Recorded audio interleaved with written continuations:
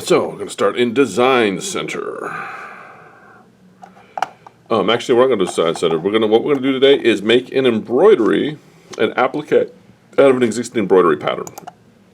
So we're going to come here to embroidery, and I got to remember where it's at. I think it's under number 1. What we're going to do is we're going to scroll over here to number 13. Well, we could actually do a number of these, but we're going to scroll down to that right there. So we're going to take this is built into your machine, or number 13. Number 64 is a Christmas tree. If you'll notice about this Christmas tree, it's just going to be some stitching on a blank background. What we are going to do today is add an applique element to this so that the tree itself sits on a background. So I'm just going to highlight that and hit set and bring that into my machine here. Right now it measures about 3 3/4 by 2.5, give or take. I want this to be a little bit bigger applique, so I'm going to come over here to edit and hit size. On this here, I've got a couple options.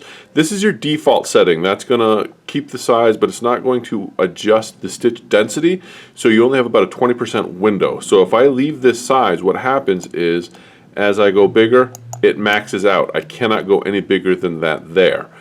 I want to do this way here. This is actually going to recalculate your density, and it's going to ask me to reset because I've already made it big. Brings it back to the original size. Now, as I make it bigger, you'll notice that I can get quite a bit bigger than where we were at before. You see, it keeps going because it's recalculating your stitch density, so it allows you to do a little bit bigger. I don't know. That's a pretty good size Christmas tree. We were doing an applique here, so we'll leave it that size there. That's actually, you know what though? I'm gonna no, cancel that. I don't want to do that. We're going to bring that back down. I'm going to bring it down to probably right about there, because I do want to fit it into a 5x7 hoop just for the sake of argument. So that's our Christmas tree. That's going to be the base of what we're about to do. Now what we want to do, we're going to make this into an applique.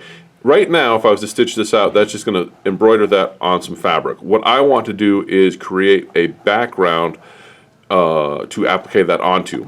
So what I'm going to do next is I'm going to come over here to this guy here. This is your stamp function. This is a quick, easy function. You just click that, and you'll notice here, you see how it's creating an outline around our tree. I don't want it tight. If you look up here, this is our distance. There's no distance between the edge of the pattern and the line I'm creating.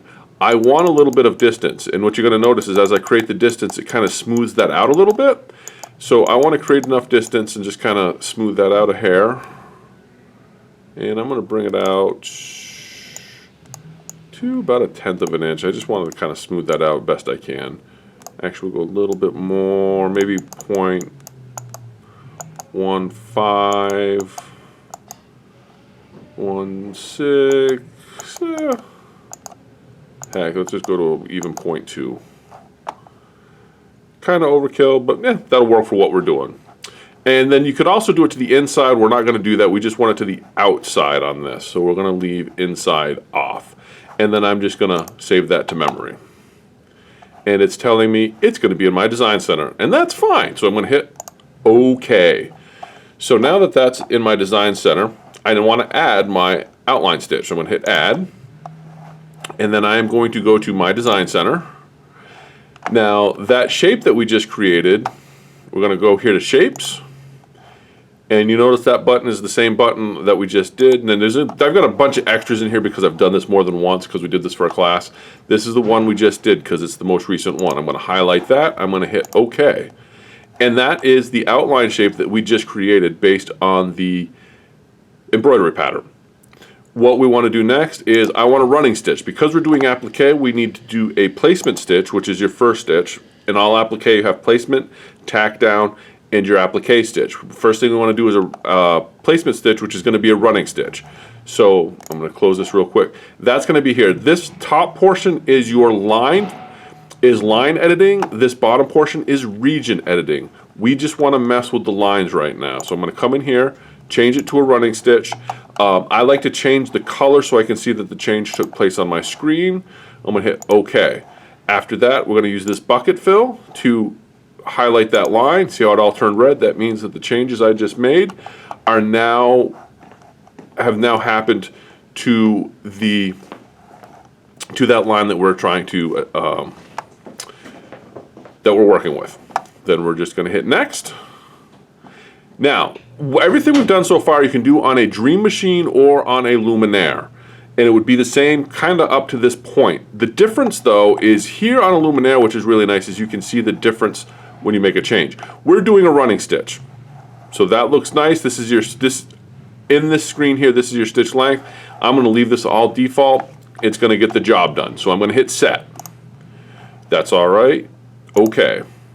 That brings it in. Now you'll notice we have that outline stitch around our tree.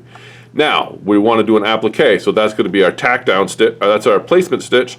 We want to do a tack down stitch. How do we do a tack down stitch? We're just going to take that stitch and make a copy of it. You see, we just made a copy of it there.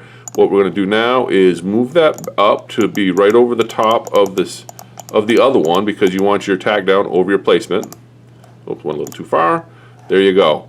I also like to change the color of it so that I know that I've got a color change between the two. So I'm just going to change that to, we're going to change that to maybe a yellow.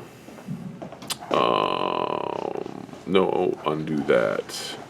That is not what we wanted to do there. Yes, set the previous color change.